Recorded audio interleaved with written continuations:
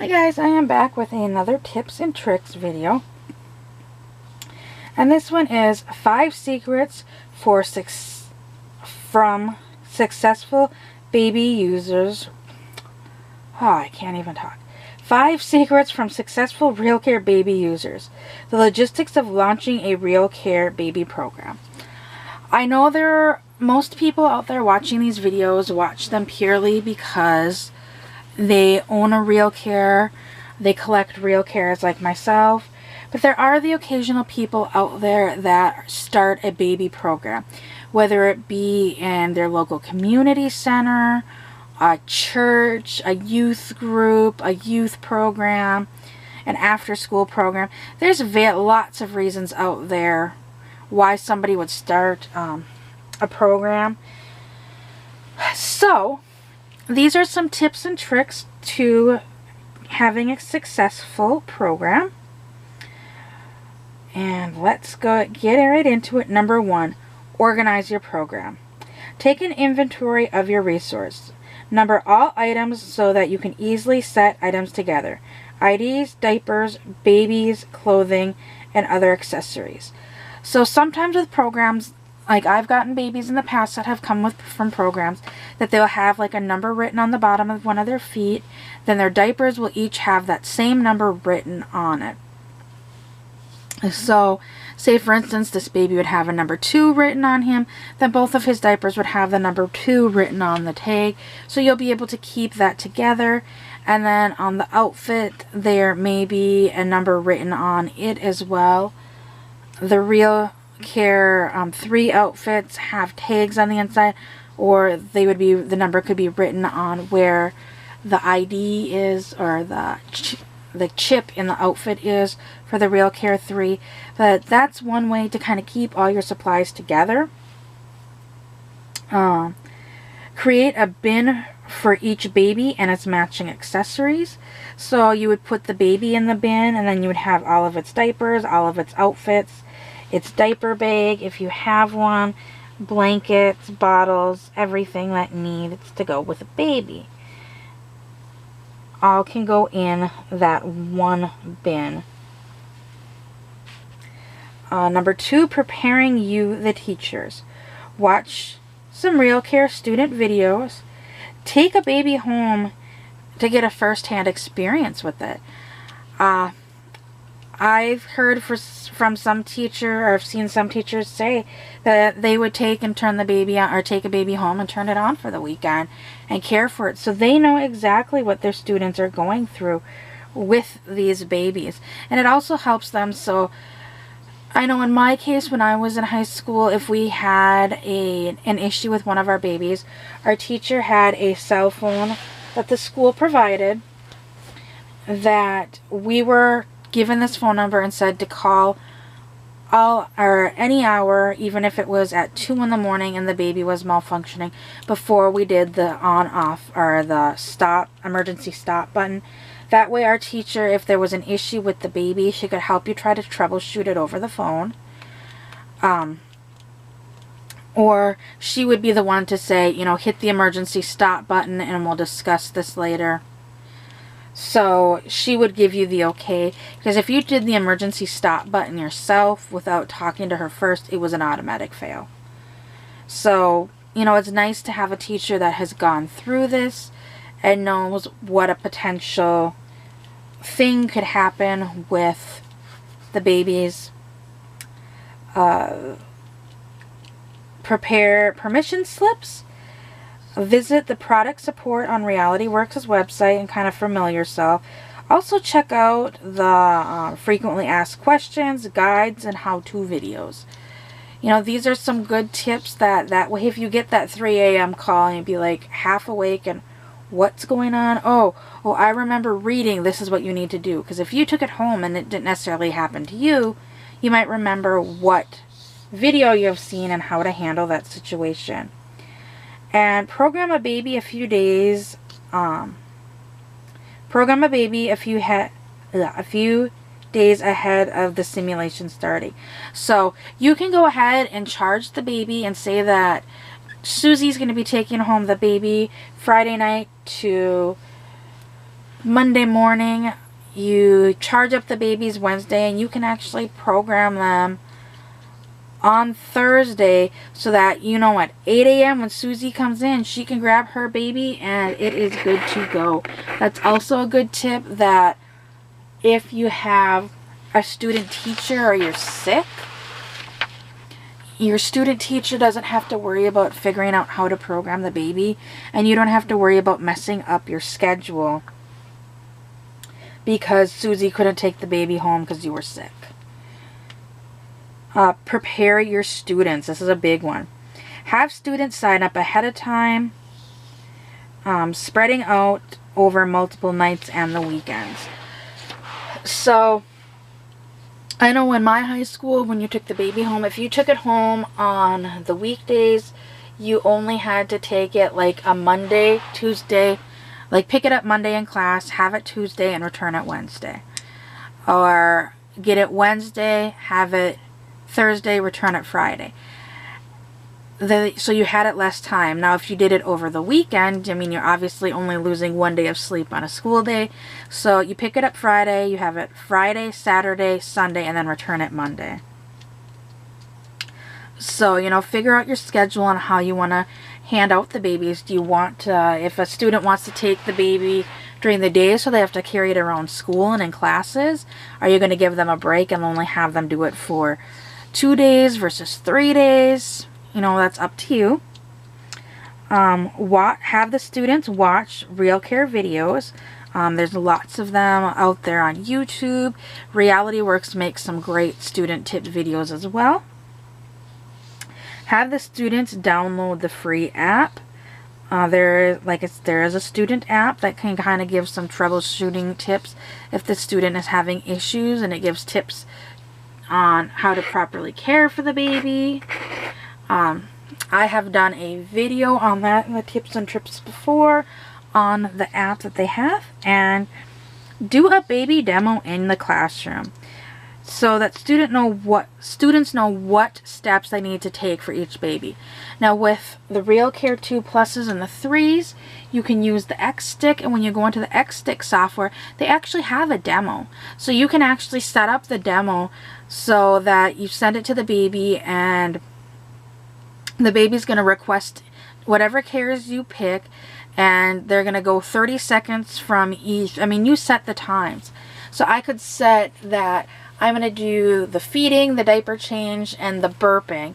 There's going to be 30 seconds from the point one care stops to the next care starting. And the student's going to have to perform, like, especially like the burping and the feeding for 2 minutes. And you can set the baby to demo. And then you can have each student try that, or you can just do the one demo for the whole class. And it will actually, you will have to ID the baby before performing the care. You're going to have to figure out which care it is, because you can have it set random, or you can set it to specific ones. And so that's baby demo. Number 4, pick up day. Create stations for students to easily access all the items. Have a student helper or 2 volunteer to help distribute items and keep things moving along. My high school, each baby had a bin, and each baby had a diaper bag. So before each baby went out, the teacher would go through the diaper bag and make sure each item was in the diaper bag that we needed.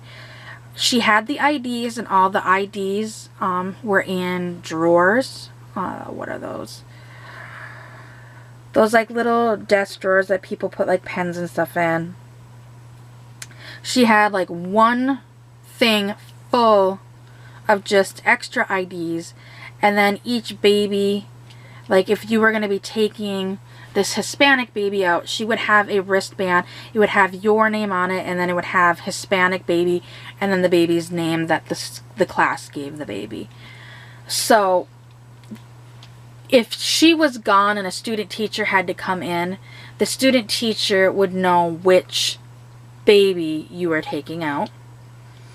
And then she would also, like I said, everything was in the diaper bag. So the bottle, I mean, these were back with just RealCare ones. So all we needed was the bottle and the 2 diapers. So one diaper was on the baby. The other diaper was in the bag. And then we had a Snuggly that each baby had. Each baby had a Snuggly in its bag. And then some clothing that were either donated to the school or my teacher had picked up at a yard sale. But she made sure the bottle, the extra diaper, and the Snuggly were always in the diaper bag, as well as a receiving blanket. And then we also had car seats, and she had the car seats actually piled up in her storage room. So each baby had its own bin, which had the baby in the diaper bag. And then we just had the stack of car seats, and you'd grab one car seat, whichever one was on the top, because they were all the same car seat, so they stacked nicely together. So, have an inventory checklist to keep track what each student brings home and what number baby they have and what number accessories. So if you're going to go with the number system, you know, write down Susie has baby, Hispanic baby number 2, and then go through a checklist with Susie that before she leaves, where she opens up the bag and takes out, yep, I've got number 2 bottle, I've got number 2 yellow diaper, I've got number 2 green diaper, I've got number 2 onesie, I've got number 2 sleeper, I've got number 2 bunting, and I've got number 2 two-piece outfit.